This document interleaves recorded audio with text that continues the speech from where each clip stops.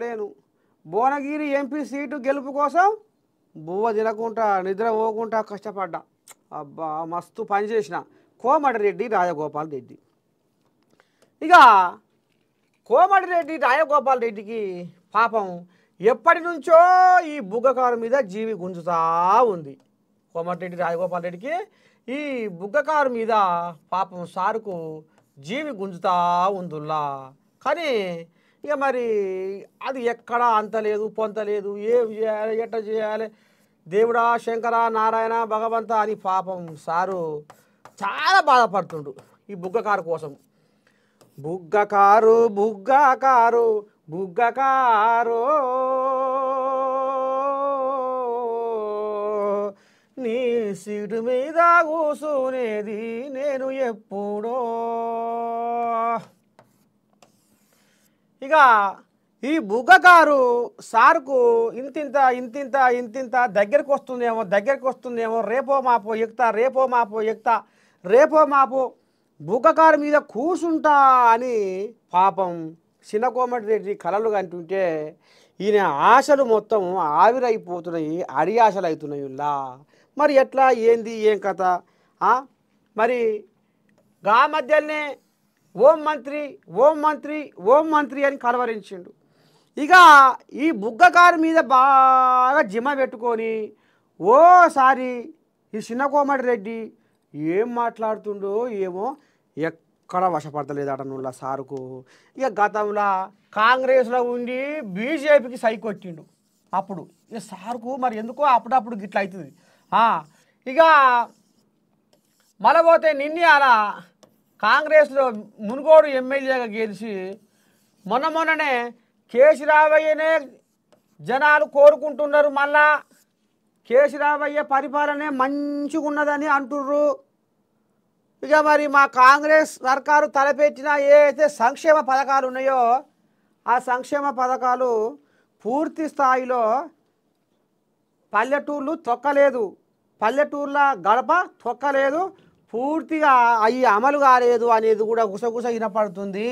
అంటే ఇదంతా దేనికి కారణం అయ్యా అంటే బుగ్గకారు సార్కు ఈ బుగ్గకారు మీద జిమ్మ గుంజి ఇక ఓసారి ఏం మాట్లాడాలనో ఎట్లా మాట్లాడాలనో ఓసారి గిట్లా జరంతా మనము కొంచెం విసిరిచ్చినట్టుగా కొంచెం మనం జలకిచ్చినట్టుగా మాట్లాడుతుంటేనన్నా వీళ్ళకు సెగ వస్తుందేమో కాంగ్రెస్ వాళ్ళకు. వాము కోమటిరెడ్డి రాజగోపాల్ రెడ్డికి మంత్రి పదవి ఇవ్వకపోతే మనకే ఎసరు వస్తట్టుందిరో, ఎటనన్నా చేసి మరి ఇస్తే బాగుంటట్టుందిగా అనేది వాళ్ళకు ఆలోచన రావాలని ఈ రకంగా నిన్న మొన్న ఊర్ల పొంట జనాలు కేసీరావయ్యనే కలవరిస్తున్నారు.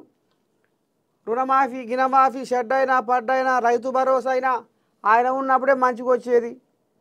ఇక మేము ఇప్పటికే రైతు బంధువు కూడా ఎగ్గొట్టినాం అన్న ముచ్చట కూడా ఈ చిన్న కోమటిరెడ్డి కుండబద్దలు కొట్టేసరికి ఇంకింత సందు దొరికింది వాళ్ళకు. ఇక ఈ ఇట్లా మాట్లాడితే ఈ కాంగ్రెస్ పెద్ద ముత్తైదువులు దారికి వస్తాయేమో అనేది బాగా బలంగా నాటుకుండు. ఇక గా మధ్య కాలంలో ఇంకొక మాట కూడా అన్నాడు. ఏమన్నాడు అయ్యా అంటే కాబోయే సీఎం అప్పుడు కాంగ్రెస్ పార్టీ గద్దెనెక్కే ముందర కాబోయే సీఎం ఉత్తమ్ కుమార్ రెడ్డి.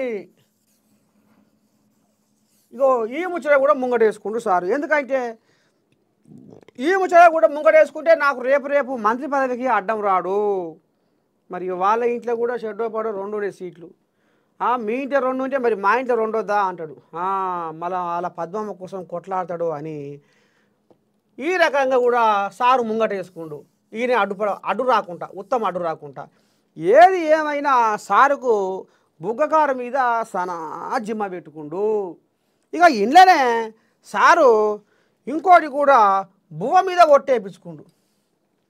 బువ్వ పెట్టి బువ్వ మీద కూడా ఒట్టేపించుకుండు సీఎం రేవంత్ రెడ్డి. ఎట్లా ఏంది ఏం కథ అంటే ఎంపీ ఎలక్షన్లలో భువనగిరి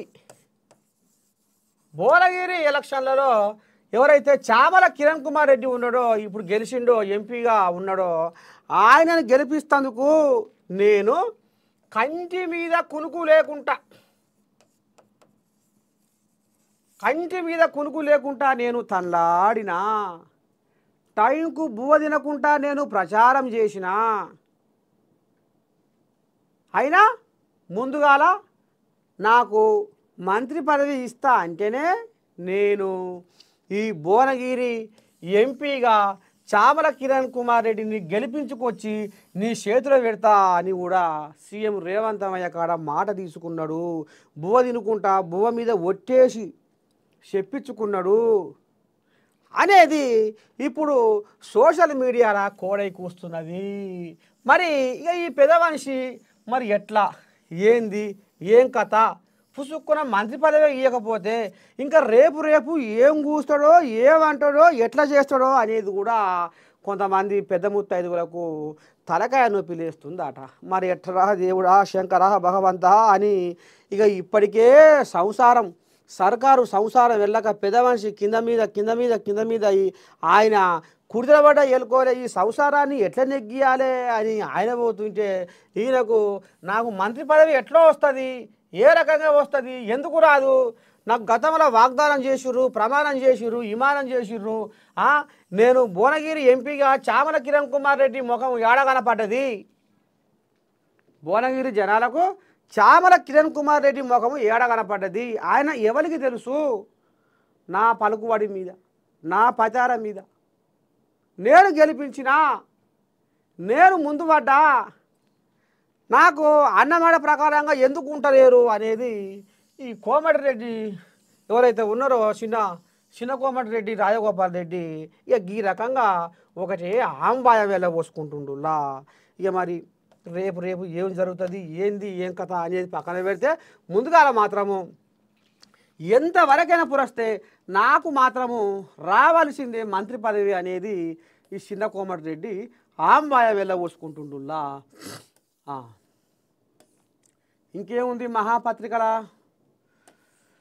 ఆయు అన్న వార్త ఇంకోటి వచ్చింది కదా, దళిత స్పీకర్కు అవమానం, సభ నుండి